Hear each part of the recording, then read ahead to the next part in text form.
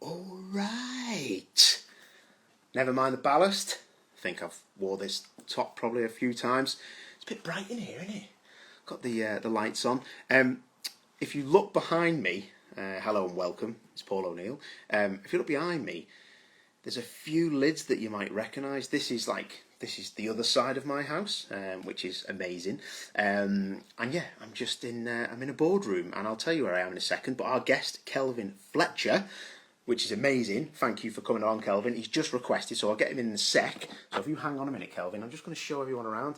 Look at that, Ayrton Senna's helmet, Colin Turkington, Jonathan Palmer, Maurizio Gugelmin, Alan McNish, all that going on. I'll just quickly send you round. So I'm at the headquarters of WSR. I've been working here today, just doing a few things with a production company that me and two friends run, so we've been busy.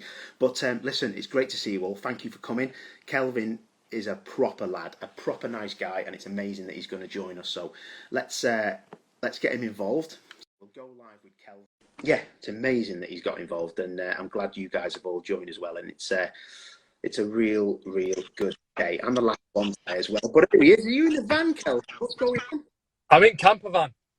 Hang on. You know how it is. I've parked next to this one. Look at the size of that, and I'm in my little one. That's a proper RV, that, isn't it, mate? It's like pulling up at the lights in I wouldn't even say like a normal 318 BMW, and then the M3 pulls up. It just kills you, doesn't it? Even if you've got the mud flaps on it, debadged, like proper pimped out, and you're still feeling adequate. I know exactly. Because if you know, you know. Hey, what? You rang me before because you were stuck in traffic, weren't we? We were going to start at 6, but actually 6:30 is a lot better for a lot of people. So thanks for everyone who's joined, and Kelvin for joining us, because I thought you were going to say, listen, mate, I'm struggling here. But you're on your way to Cadwell, weren't you? What are you doing? Yeah, I've just arrived at Cadwell. So we're here for we're testing tomorrow. There's a racer this weekend, BRSCC. We're here with a Mazda Super Cup. So our little team, myself and Plowie, set our team up beginning of the year, and this will be our first meeting for customers there. Who'll be out this weekend. So yeah.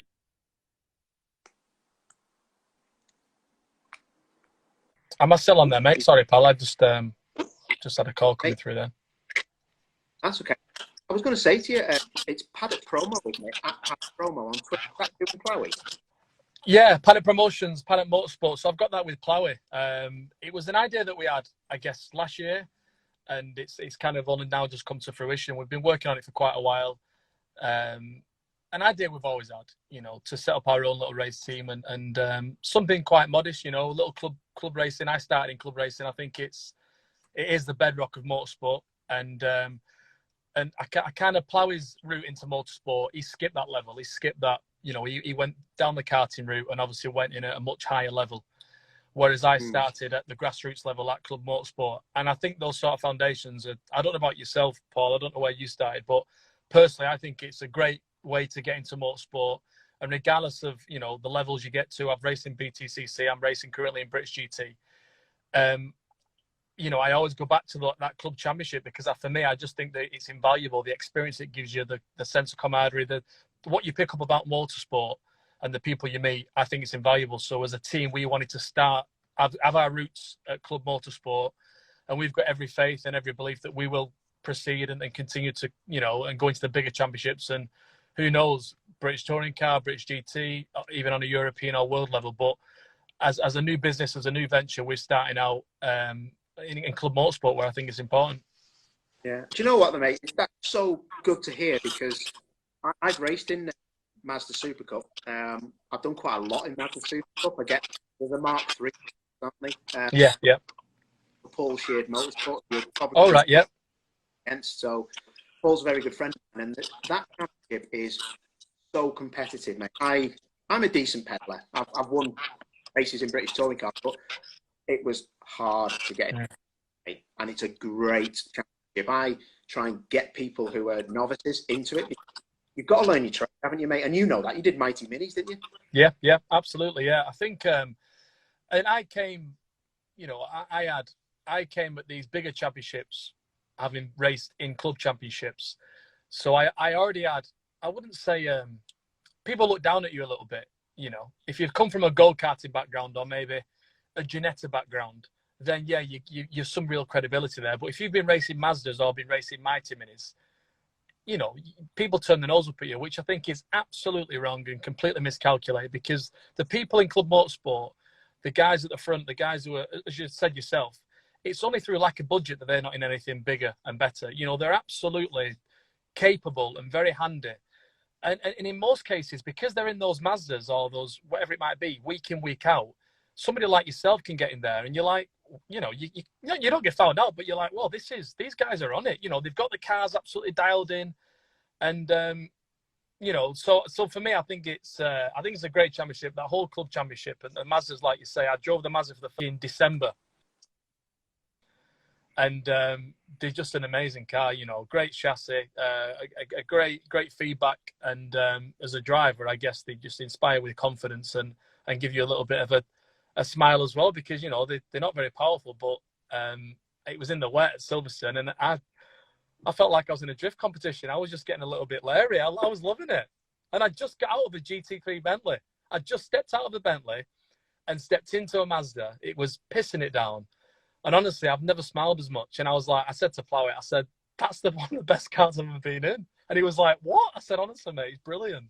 Oh, did you know, you are dead right, because I remember jumping in it and I didn't know what day it was. It was raining at Alton, and I'd had a few people who'd seen that I was driving it were like, mate, you can take so much apex speed, but it'll take you forever to get like to a second of the fastest time. And I was like, shut up. I went out, you know, when you do a lap, and I was like, have that. I come in and went, yeah, you okay, fella? You want to go back out whenever you want? You're 2.5 off.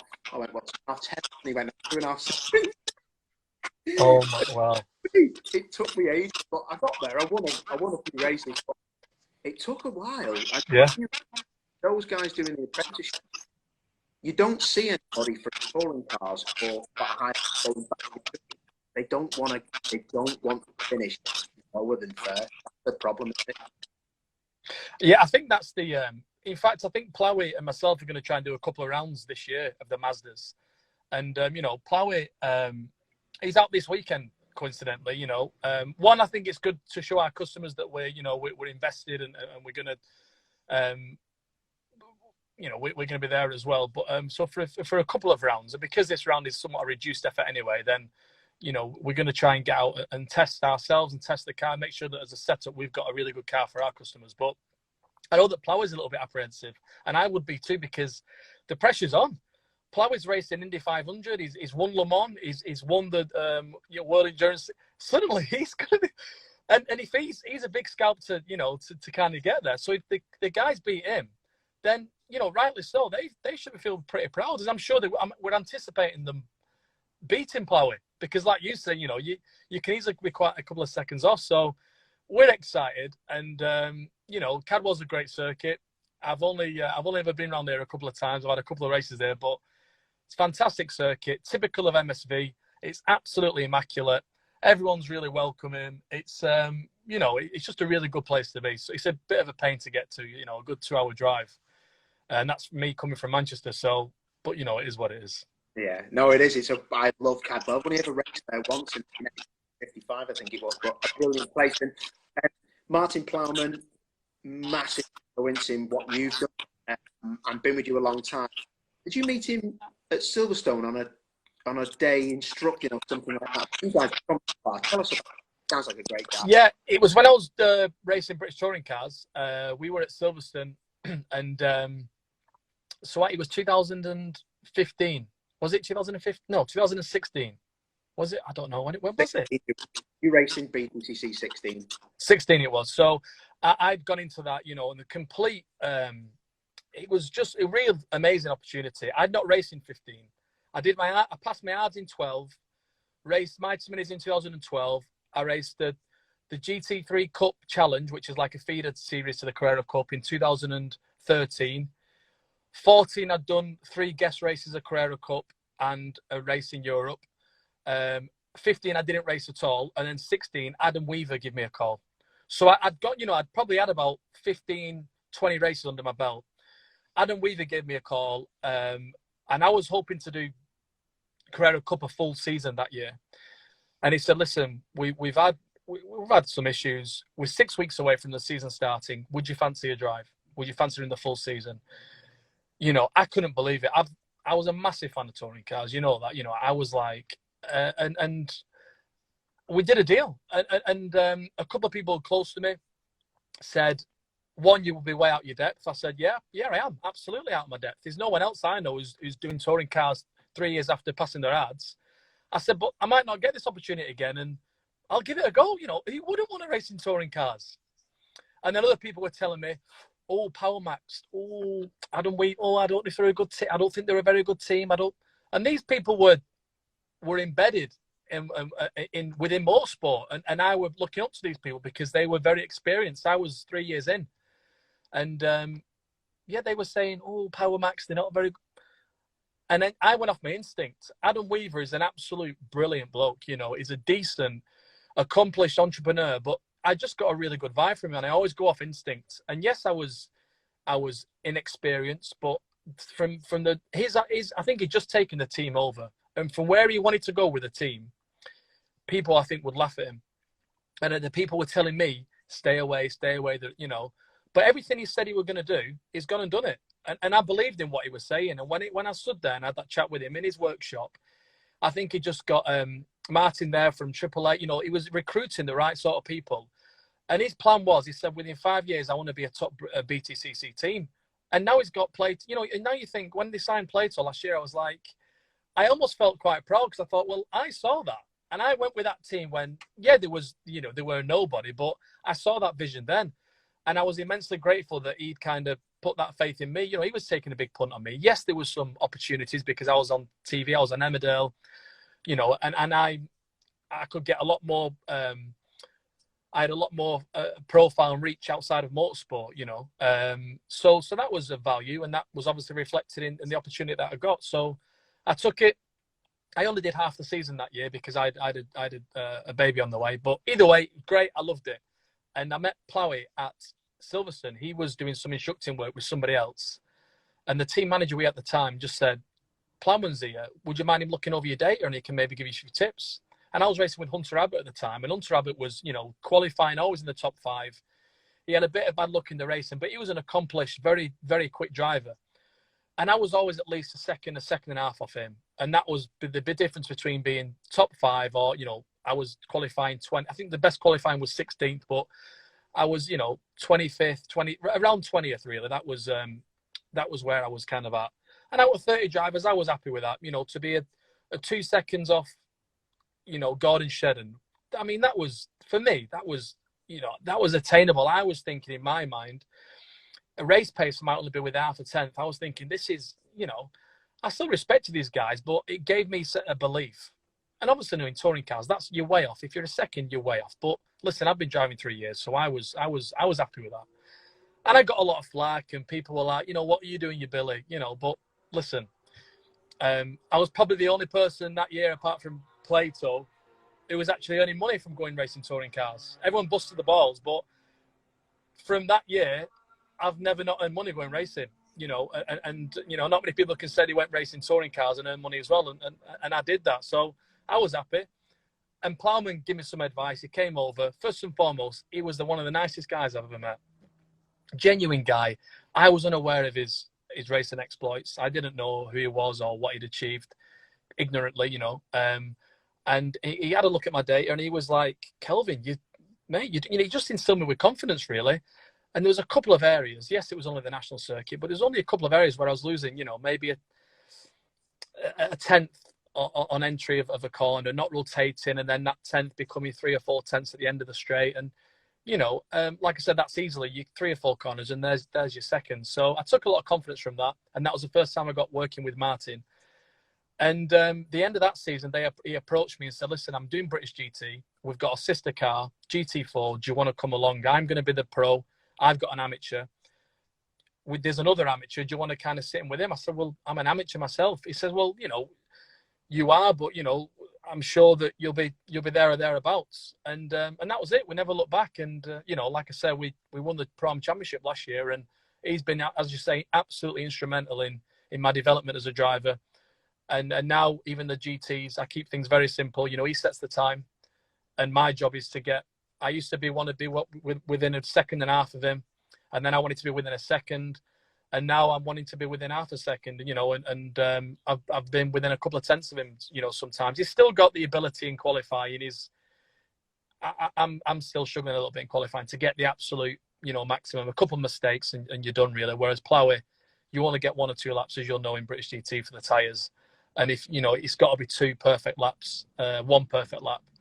And people like myself, the AMs, you know, that's where we can still, a few errors creep in, and that's suddenly where you can lose your 7 tenths, 8 tenths. But as a partnership, you know, we get on great. I think the world of him. And as a pro-am pairing, you know, we've already won 1 championship, and we were hoping to go on this year and win it GT3. But obviously, that's not happening now. Yeah, you know, I remember seeing the press coming out about GT3 because it was a great year last year, wasn't it? Winning what you did in GT4, but it felt like a you know, way to get into GT3, and it all looked brilliant. I'm assuming it's a big problem for everyone, but was it the fact that how your sponsorship is structured that it's the right thing to do and not raise pause for the next? Yeah, I think so.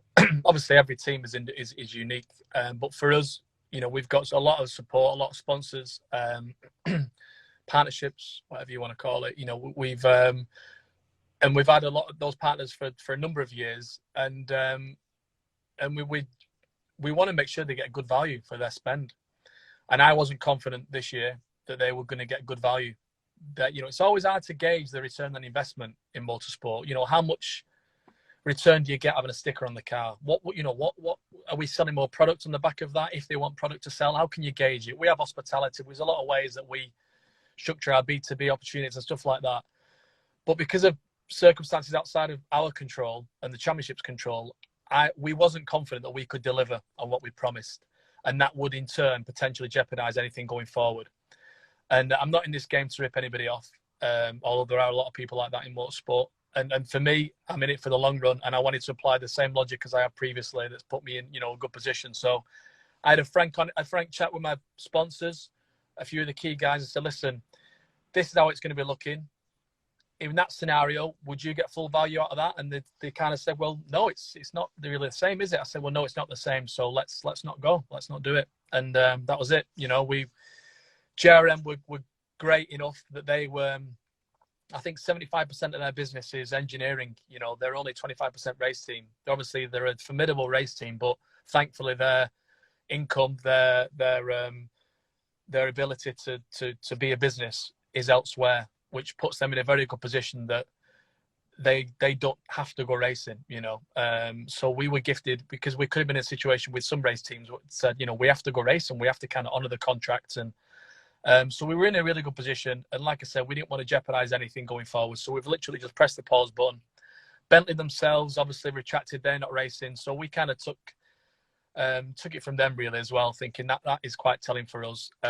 Meeting the fans, immersing yourself in that busy paddock is key for us. And with the inability to do that, it just felt like a glorified test day. You know, the teams that are out there racing, great, fair play to you. We've not in the British GT got an amazing TV package like you've got in British touring cars. So, you know, having that interaction, having that ability for the experience, our sponsors to come on the day is absolutely key. So without that, it was just too much of a compromised effort, and we decided not to race. So, you know, we were disappointed, but yeah, that's just the way it goes, isn't it? You know, I'll be watching as a fan this year instead of a competitor. Yeah, and I find it really interesting how you've really struck a chord with GT racing. It seems like you're a proper team player in everything you do. Strictly driving with Martin Plowman. Everything seems to be just nice cogs within cogs, and you just seem to be always thinking ahead of the game. Would that be a fair thing to say? Well, thank you, Paul. I mean, I'd like to think so. You know, it is a team. Obviously, endurance racing is a bit more of a team element than, well, you know, first and foremost, you've got a teammate, than sprint racing, what I've done previously. But when you meet, when things are good, and if you focus on what's good, then that's encouraged, and it will only get better. You know, so I've always focused on what's good. What have I got? What have I not got? Okay, well, in British touring cars, I didn't have the pace, but what did I have? I know that every time we had a pit signing session, there'd be more people coming at my thingy. Now, that annoyed some drivers. They felt that I'm coming into their, well, that's their problem. I'm not bothered about that. This is the irony, you see, the big players, people like yourself, I know you weren't racing that year, but your Platos, your O'Neills, your Gordon Sheddons, your Turkingtons, I'm not as good as those guys. I never will be. Part of me thinks that I potentially will be one day, but that's the bit that makes you competitive and you want to keep going. But ultimately, they are the kings of what they're doing, and I'm coming into their world. They weren't bothered that I was getting a lot of attention. They embraced it. It was the other guys, I think, that had a little bit of a chip on their shoulder. And I just think, well, you're missing the opportunity there. And you're obviously, that's exposing you more than it's exposing me. I had to capitalize on that and use that. And I'm sure the team were aware of that as well. So being a team player, I think, is vastly important. I think it's hugely important. If there's another competitor who comes in who kicks your ass, there's another competitor that comes in who brings a load of profile or a load of money or whatever it might be, fair play to them, because it's only going to embellish your campaign, your championship. If we have a guy coming into British GT who's got more money than sense, then so fair play to him. Let him come and be it. And I would encourage, or her, I would encourage that. And I would never see it as a threat or anything like that, because ultimately, if we all succeed, in our own little individual campaigns, then the championship should get better, and I took a lot of that from British touring cars. What they do as a spectacle is formidable, is the racing, I don't think is what racing should be, a lot of the time. But on the flip side, you look at what it is as a spectacle, commercially, how attractive it is. The TV, the way you conduct yourself, the people like yourself who are involved in that, the marketing of the product is absolutely exceptional. And I think a lot of championships can learn from that. I'd like to think that we've got a great opportunity in British GT, because for me, the racing is a little bit as it should be, not as much contact. But then we could learn from, as competitors, I've got nothing to do with the championship, but as competitors, we could learn to try and embrace that sense of that profile and the opportunities there, and and not be quite as, sometimes in British GT we're a bit, because we drive Lamborghinis and Bentleys, and we don't want to drive a Honda Civic. Well, the guys who are driving Honda Civics are getting a lot more spectators, so let's try and copy those guys as well, So hopefully I can learn from everything, and being a team player is absolutely key. Yeah, no, you're dead right, mate. Exactly that. And I think that, what you touched on about the coverage of ITV, it is amazing. And, a lot of money is put into it with the adverts and everything with ITV. But British GT is funny because it's such a different dynamic than British touring cars. They have a bit of kind of banter, but they fire into each other. The social media side of British touring cars and GT. Sam Tordoff when he went from GT, from British touring car, and they had like a shopping trolley, which was a touring car. Yeah. Gallardo, whatever it was, and I was like, it's too different of people watching. But what I love about you is you're not frightened to do your apprenticeship, and you drove a Nissan in the first year. First 2 years. For 2 years, and it wasn't the fastest thing in the world. No. Then actually up and up into the Vantage and did the business.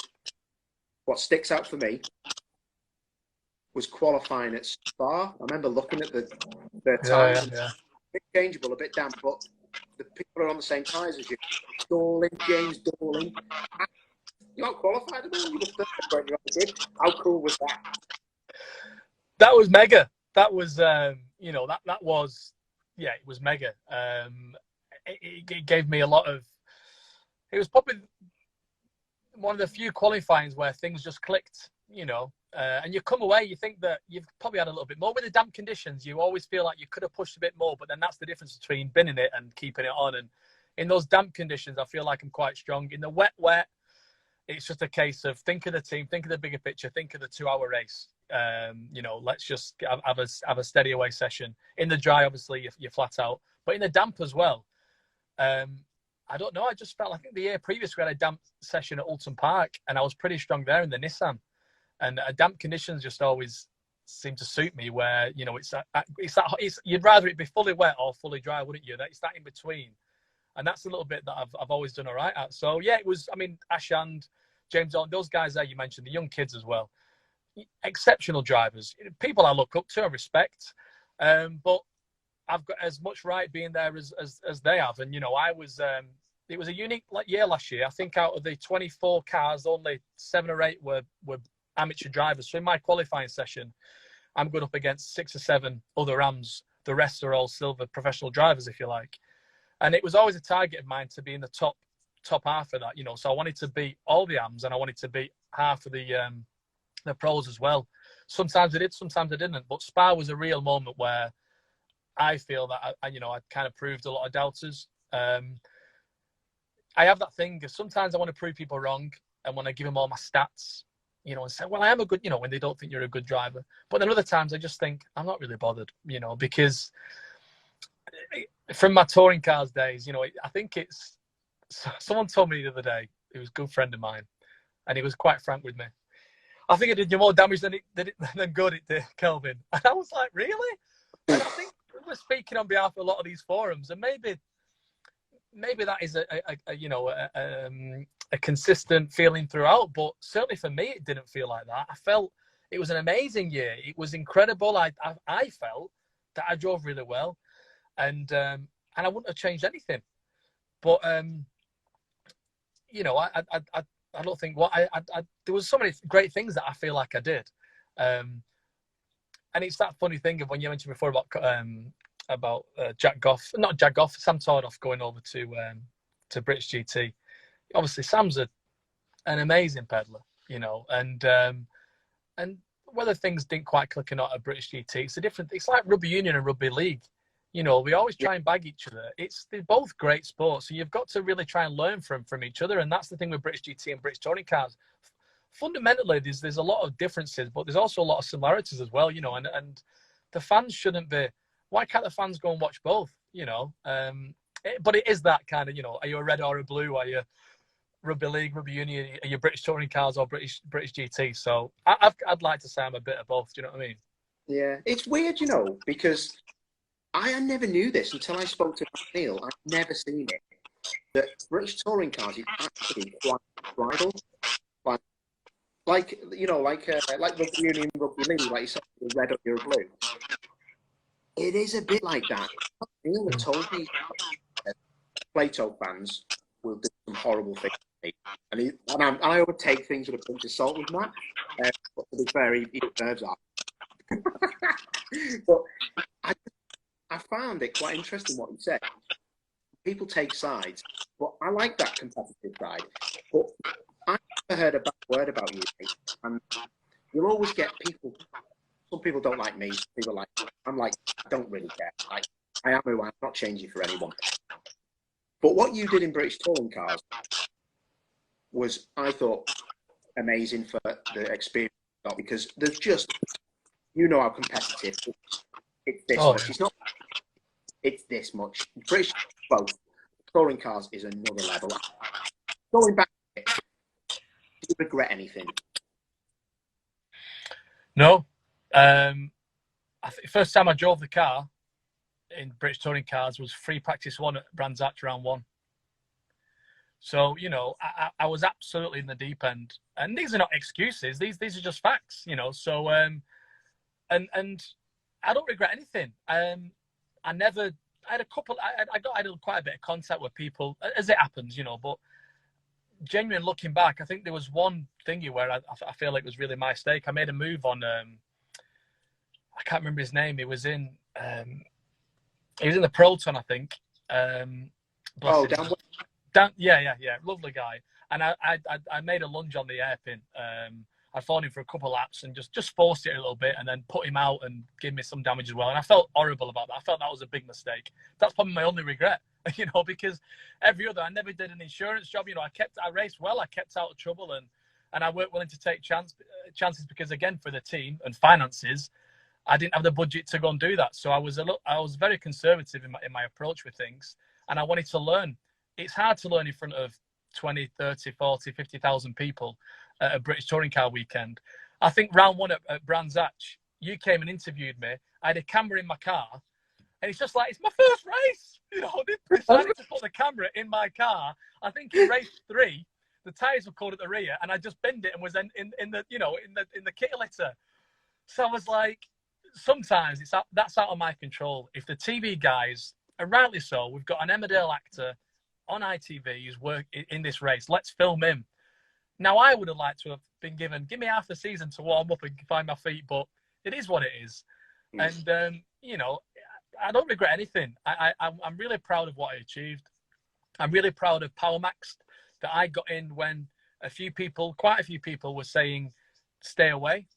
And I think it's like Team Hard situation, I don't really know Tony that well, but, early in the days, they're considered a small team, or it's absolutely fair play to what they're doing, and we can't all be the team dynamics and the big funded teams like that. So when these other teams there are having a go and, really trying their best, absolutely fair play to them. And, look at the young lad now who was with them for a few years, Hill, is it? Oh, Jake Hill, yeah. Jake Hill. He was at Team Hard for a bit, and what a great opportunity that was for him, because look what he's doing now, and I'm sure that he's a touring car champion in the future. He's an amazing peddler, and these teams provide opportunities for people who wouldn't normally get them, like myself, like Jake Hill, people like that. So, fair play to them. It takes a lot to be there as a team, and I would never turn my nose up at any team or anybody, because they're having a dig, they're having a go, and it's really easy to sit at home and slate somebody and slag somebody off, whether it's a team, whether it's a presenter, whether it's a driver. Until you've done it yourself, you can't really give comments. So I'm proud of what I achieved. I'd say a highlight. What would a highlight be? Highlight was meeting Jason Plato, if I'm honest. Mine as well.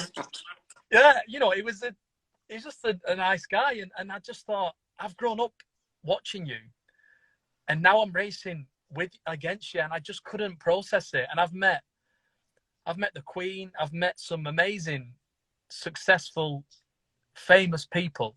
But honestly, having chats with Matt Neal, and I remember this, signing on, I think, at Thruxton the night before I just lost my granddad, who was a huge instrumental figure in my life.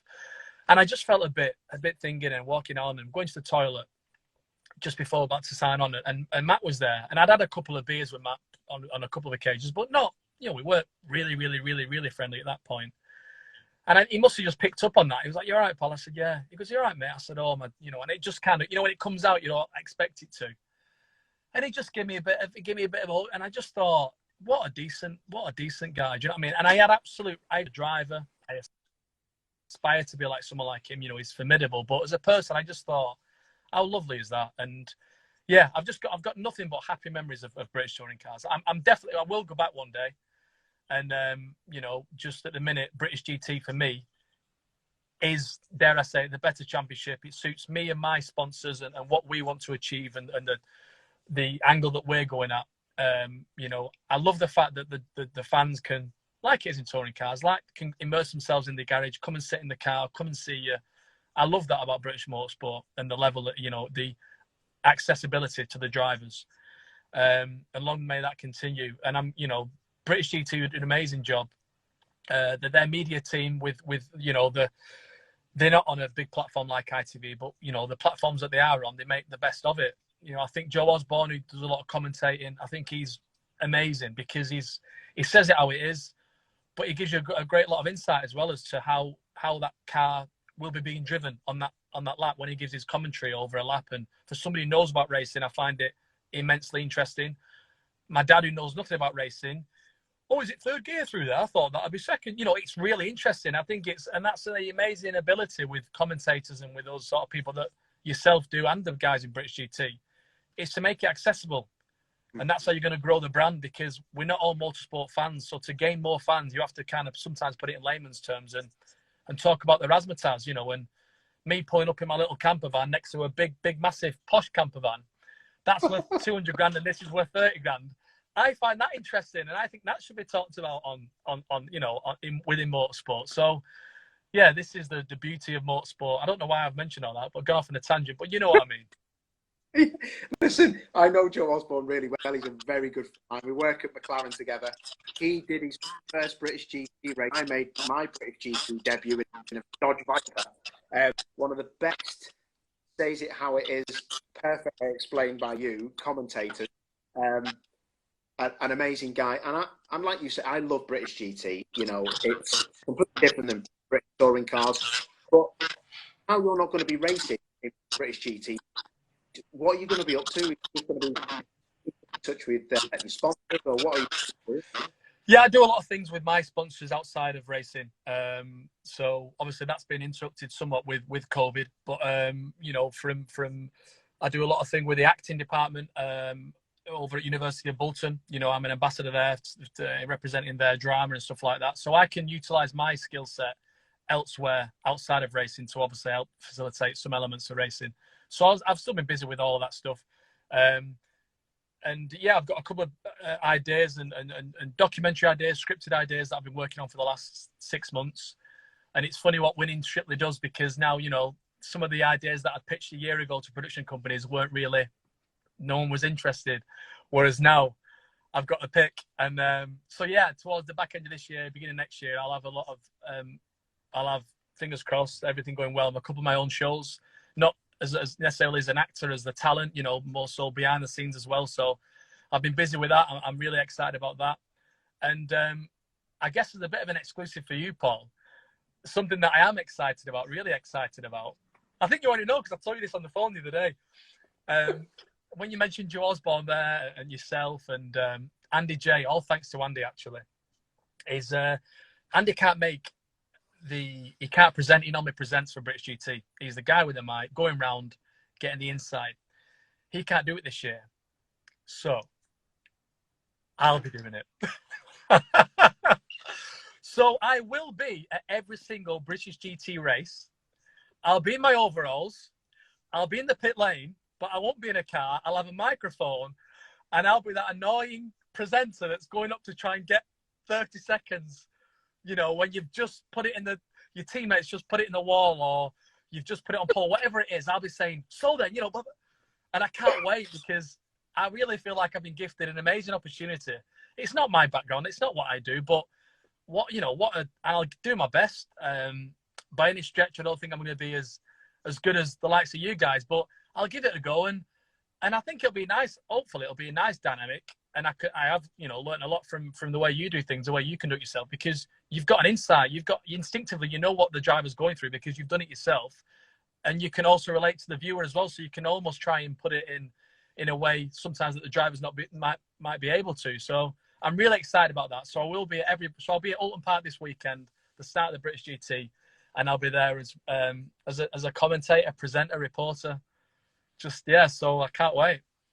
That is so cool. I know you did tell me that, but I didn't know if I could ask you, but I'll let you say it. But yeah, mate, you've got the credentials. You've won the championship. Like, you know, what's your style going to be, mate? Because, you know, I don't know you that well, but you can always watch someone on the telly in Emmerdale or, you know, whatever on, and you think, oh, it's pretty nice. But you're actually a proper funny, good lad. So what's your style? Well, get out of my ass for one, but then get back up it because I like it. No, it's you know, I'll be honest. I'll be myself, and I'll be different. I can only be different. I could never replicate what the guys currently do and have done previous to me. That's what they've been doing. They've vastly experience at that, and you know, hugely accomplished and very able. I'm not. So I've got to think, what can I do? I can give an insight, so I know what that driver's done. I'll be looking for things at what lap times they've been doing or anything like that. Certain specifics where I think throughout the race it'll be key, because I know what my dad would be looking for at home, and he knows nothing about racing, and I know what he would find interesting and what he wouldn't find interesting. So there's certain things like that I would hopefully try and relay and get the opportunity to relay that back to the viewer. And to have that, I'm looking forward to speaking to drivers, because a lot of them I've not spoke to. I've only said hello to as a direct competitor, and there's always that awkward, you're right, you know, and then a couple of times you've either coming together or you've had something. There's been a bit of a heated exchange. Well, I'm down. It's a clean slate, and I want to go there I want them to come across as best as possible. I want them to feel relaxed. I want them to feel confident, and hopefully I'll be able to do that and give them that, you know, that chance to do that. So I'm excited about interviewing the guys I raced against last year. I'm excited about interviewing the guys that I would have been going up against this year. I'm excited about interviewing guys who I think that I'm quicker than. And I'm excited about interviewing guys who I think are quicker than me. And that whole dynamic, you know, subconsciously, I think is going to be interesting. But I'll be there naturally, impartially, completely impartial, hugely supportive of every single person I interview with no interest really. And just kind of, you know, take it as a new experience and, you know, do my best. And it's lining up to be a great year. It really is, you know. Yes, we're a little bit down on numbers, but there's still the best part of, you know, I think the 20-odd, 30-odd cars. So visually, it's going to look very good. You know, the cars look amazing as they always do. You know, and the racing will be an hour, 2 hour, 3 hour race. It always comes down to the, you know, the last couple of laps. So it's absolutely engaging, it's gripping. And, you know, for me, domestically, I've said it, you know, I think it's a brilliant championship and the top championship. So, you know, I can't wait for it to start on Sunday. Yeah, I can't wait. Definitely watch it. Tom Ferry, mine, he runs TF. One of my best friends. I've got some very good friends at GT. It's an amazing championship, like we've said. And how difficult, mate, was it when you had all stuff going on? Also competing in championship with it, because I'll be honest, mate, I'm not a fanboy. Like, I know you because you're a good lad, I know you because you're famous, but I never watched Brickley stuff. But motorsport to you just looks as important. From dancing with or, you know, a lead goal, you're so never you're like so happy. It's juggling several things is tough, but it's only as tough as I don't know, Graham Davidson, you know, a gentleman driver in GT3 who was a very successful businessman. I've only got it as tough of him, you know, in some regards. He's a championship winning driver. He's committed to racing. He treats it just as seriously as maybe a professional does, but yet he's got a business to run as well. And I'm using him as an example. I don't even know the guy, but you know, he's juggling quite a few plates, and yeah, I am as well. But I relish in that. You know, I relish in at that challenge. Racing started out as a hobby, with no real aspirations other than just to give it my best. Strictly was a show that I liked and I always wanted to do. And I had no experience as a dancer. I'd never danced before. I'd never raced before. And I just thought, if I did that show, how would I do? I don't know, but I'd give it my all. And, you know, I treat racing now like I don't treat... If you treat it like a hobby, it will always be a hobby. If you treat it like it's your career or a job, then you'll find yourself putting the hours in, meeting people, you know, and it becomes as to what it is now. So Strictly Come Dancing, I think we were asked to rehearse 12 hours a week. That was the minimum that you were asked to do. And I was doing 12, 13 hours a day. As I'm sure a lot of other people were, but one, because I needed to, because I was terrible.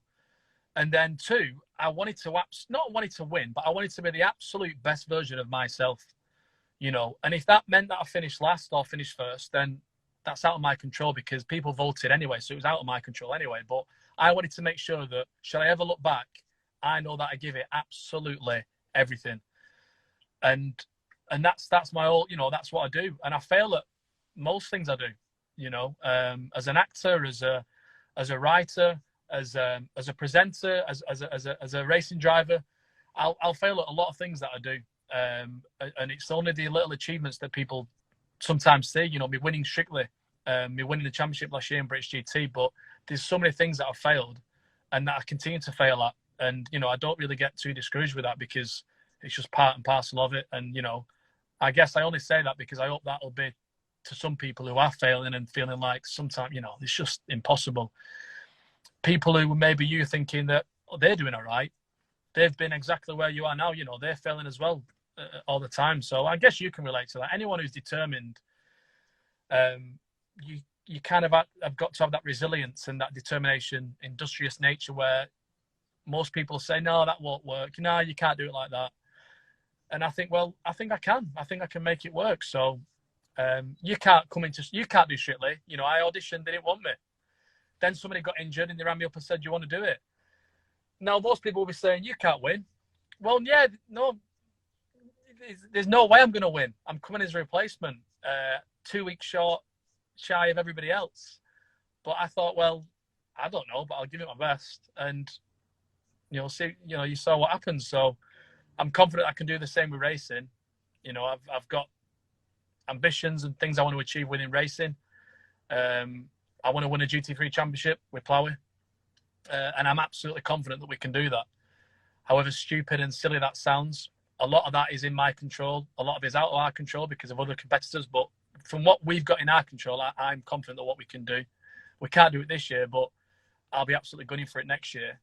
And I tell that to my sponsors. You know, the amount of doors that I've knocked on, as I'm sure you've done it yourself. I've sent emails, not got replies. I've then gone and turned up at offices of all different companies, small and big.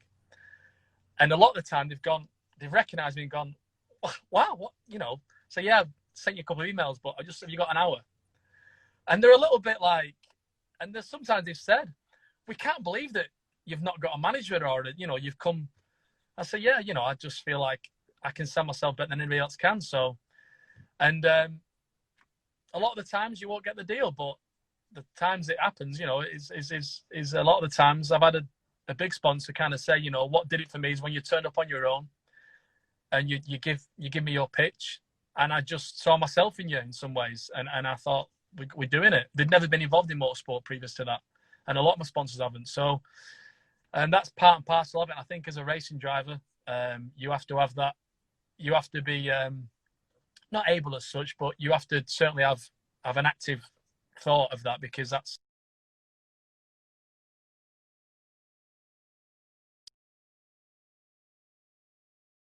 and I get a lot of them as an actor, as a racing driver. So I'm just used to it and don't really deter me.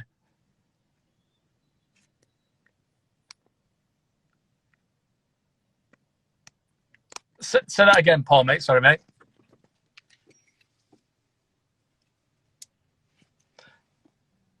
I think my internet's gone a bit slow here. I can't hear you now.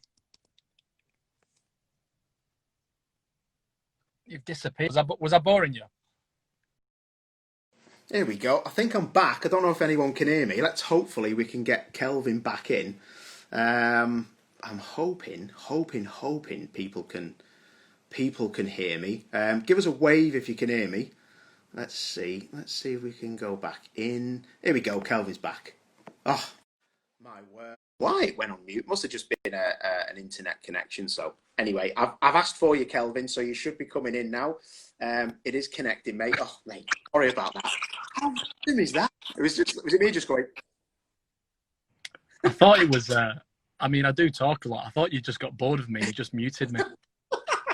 behave. But you know, mate, and I won't keep you for much longer. It's such a special journey, isn't it, that you've done, and.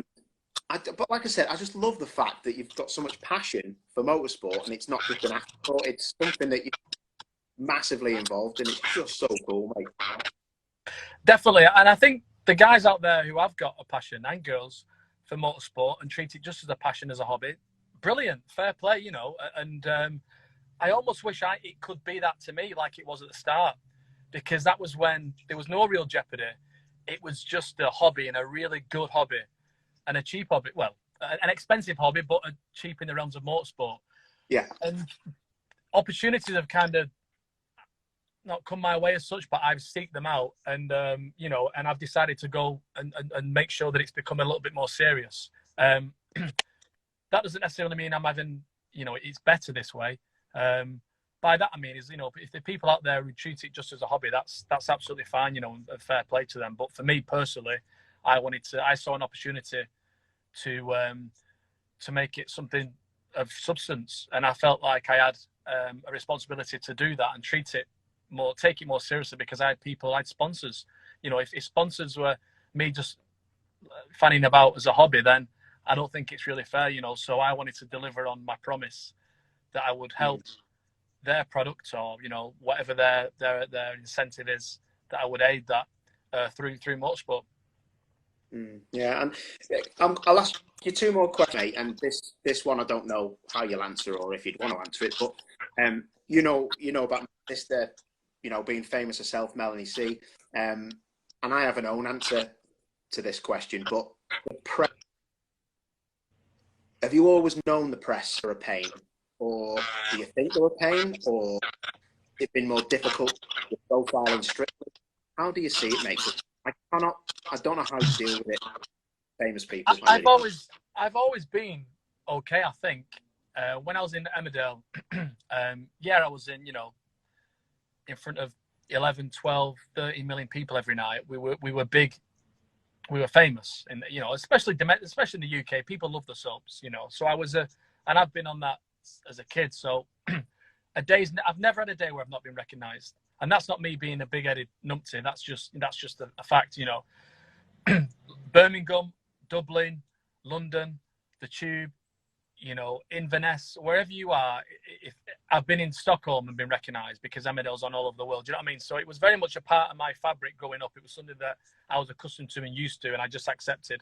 And if people were polite, then great. If they weren't as polite, then, you know, that sometimes upset me.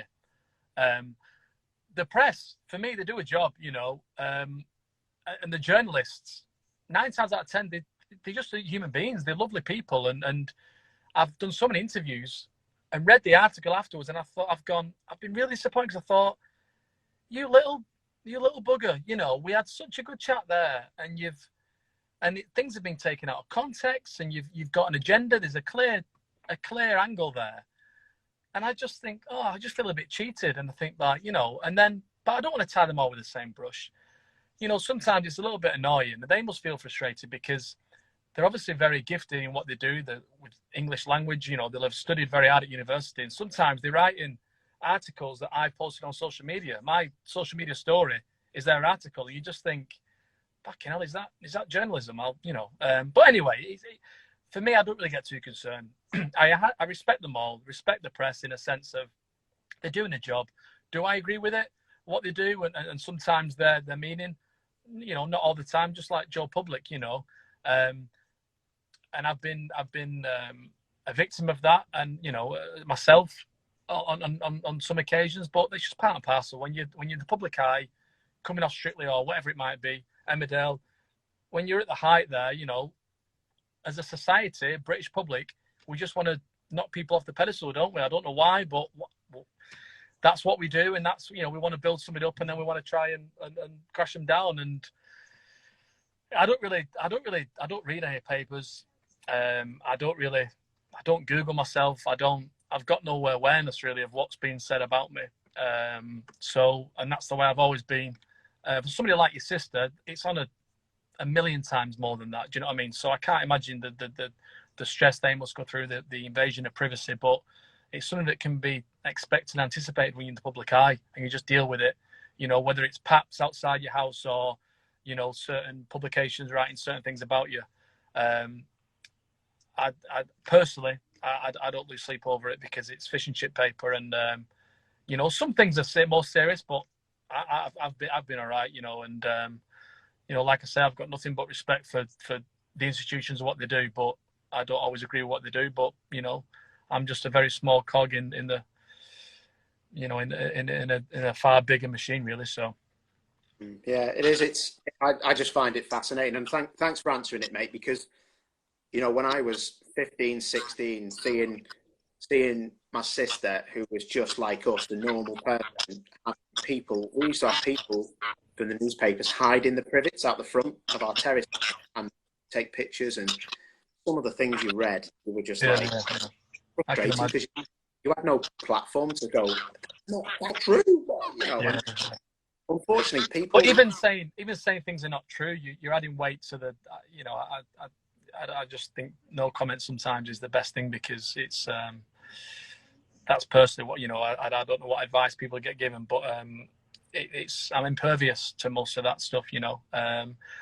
As I'm impervious to people who think that I'm a shit actor or think that I'm a shit driver. It is what it is, you know. And as long as the people that I consider dear to me, you know, think the right things of me, then that's all that matters, you know. I just want to get through this life and just have a good life, you know. But that's just how it is. I try and keep things simple. You know, I work extremely hard. I'm passionate about everything I do. And I consider myself a good, you know, a good friend, a good ambassador for the sports and the industries that I'm involved in. A good father, a good friend, a good husband. And, you know, and like everybody else, there's mistakes that we all make. And, you know, every day I just try and be a little bit better, I guess, however cheesy that sounds. But that's the simplicity and that's the truth. Do you know what I mean? Yeah, I love it, mate. And you know what? I've just been seeing some comments and people respect how much you are like black white, say it. It's just mint, mate. And you know what? I'm the same as you. I'm never reading it paper because if I need to find something out, I'll just have a look and see where it. Final question, Kelvin. Are you going to do a guest drive for PMR this year? I've not been asked. I'm not. I'm just assuming. Sorry. My teammate's been asked. Ooh. Plowey's been asked. I think Plowey tested for them when they first got the Astra. You know, Plowey would love to do it, I think. But you have to think of somebody from Plowey's. He could go there and do well, win. He could go there and quite easily qualify 18th, and it's more damaging really for him. You know, so people are quite, no one says scared of British touring cars, but they're highly cautious of what it can, you know. People who race know that, well, Martin Brundle is a prime example. Sorry, Mark, you know, he's a prime example. You know, people were questioning him as a driver when he was doing touring cars. How ridiculous is that? That is just like, are you for real? The guy, and I was like, that for me is, you just clearly don't know anything. Do you know what I mean? If he's finishing last, it doesn't really, I don't know if it does mean an awful lot. Do you know what I mean? It's such a competitive and niche championship that it's just, I think a lot of top drivers are wary of it. I'm not a top driver. Would I go in and dip in and do a couple of rounds? If the deal was right, I would, yeah. But, you know, like I say, I feel like I'm in a position where I can call the shots on certain things. And if I can, then I will do. And I won't put myself in a position where I'm going to be shortchanged in a sense of, you know, where I feel like if there's something to gain out of it, not necessarily financially, but if there's something that you know, is good for my sponsors or good for me or good for whatever it might be, then I'll do it. If it's not, if the balance isn't there, then I simply won't. But I'm confident I'll be back there one day, and I'd love to do a full campaign, a full season, you know, with another good team as I was with last year, and have a really good crack at it with a testing program. You know, I didn't have a single test when I did touring cars, so those sort of things really do mean a lot. You know, and now I feel like I'm a better driver. You know, so coming back into the championship, I feel like I feel I could do well. So, you know, agree or disagree, but that's what I feel. And one day I'll you know, we'll put it to the test, won't we? What about yourself? Would you ever go back? Would you ever do it? No. Hey, listen, that's what I was going to say to you. I remember you messaged me on Twitter, or like I seen this like blue tick come up, and someone commented on a race I was in. It was at Knockhill, and I come back for one round, and I was working for ITV, and it was you, and I was like, oh my god, a famous person messaged me, and it was like, you're on fire today, mate, amazing. I was like, yeah, a famous person has tweeted me. But you know what? It's I've got when somebody's doing well, I love it. I don't. You know, I might not know them, but if someone's doing, I just think, and I want to say it, I want to congratulate them, and I want to tell them, because sometimes it's what you need, isn't it? You can feel quite lonely sometimes, you know, and we have ups and downs, and when somebody just reaches out, it can have quite a profound effect, and I've been the recipient of that sometimes. So if there's ever an opportunity to be genuine, you know, and give it back, then rightly so, you know. If you think it, then say it, you know, because it could be received really well. So Plowey's here. Plowey's turned up. He's I just seen him message then saying the fish and chips are getting cold. Did you not see that on there? He's pretending he's busy. Look at him with his phone and pretending he's on an important call. Oh, mate, hey, listen, he'll be listening to his voicemails. Full business spec. He messaged on here. Is he? You've had a big crash if you've got a cone on your head at Cadwell Park. Listen, fella, I will let you go. Kelvin, you have been an absolute gentleman, mate. I appreciate all your answers, the exclusives you've given us, and thanks for picking up the phone and saying, "Yeah, no worries, Paul. I'll come on." You're a ledge, mate. Thank you. No, mate, I've got absolute admiration for you. I used to watch you when you were driving. I was a fan, British touring car fan. But now in your other career path that you've carved out, and exceptional, mate. And it's clear to see that when you interview people, everyone's just got massive of respect for you and affection, and rightly so. So keep doing what you're doing, man. It was a pleasure to be on, pal. So anytime. Thanks for having me on. Brilliant. Thank you, mate. And everyone loves that you're on as well. Thanks. Right now. Thanks, Kelvin. All right. Let's get a room. I've got a room here. Have a good one. See you, pal. Have a good week. See you later. Take care, mate. Bye-bye. Right, cheers. Amazing. So much thanks for Kelvin. Listen, I'm going to go in a second, but pitch. I've got the BTCC app. Please go on Google Play, and it's on, for Android, but we've got it on the App Store as well for iPhone. Download the app. It's going to be ready for Saturday. It's got all the information of seasons gone by. You can interact with other fans. We've got league tables. You can go against your mates. Also, we've got pit time, so you can ask the drivers questions and speak to each other on video messages. It's going to be really cool, and it's been great to have you all for these Q&As we've had on Nevermind the Ballast. I absolutely love it. Love Kelvin, loved all the guests that we've had on. You guys have been absolute stars, and I'm seeing some things about Donington Park, so I'm going to jump off the Instagram live and see what's going on, because there's a lot of things about spectators and things I need to catch up on. But it's all done. All the questions have been answered. Kelvin was a star. Thought he was dead frank. But make sure you do get that Pitch app, Pitch BTCC, Android, and also on Apple. Make sure you download it on the app stores and Google Play as well. It's going to be awesome. And yeah, I'm looking forward to my time with Which, and it's going to be wicked. I will see you on the TV screens on Sunday morning. Nice and early it'll be. Thank you, guys. I love you. And so does Ayrton Senna, Colin Turkington, Maurizio Gugelmin, and some other people. Anyway, I think we'll leave it there, but I'll just give you a little tour of the WSR BMW actual boardroom. So we'll leave it in a second. But thank you to you, mate, for letting me use this place. If you joined pretty late, I was here just working, doing some filming with our production company. So that's why I'm here. And yeah, everybody's left. I think someone's robbed my car, actually. It's gone. Anyway, listen, I love you all. See you soon.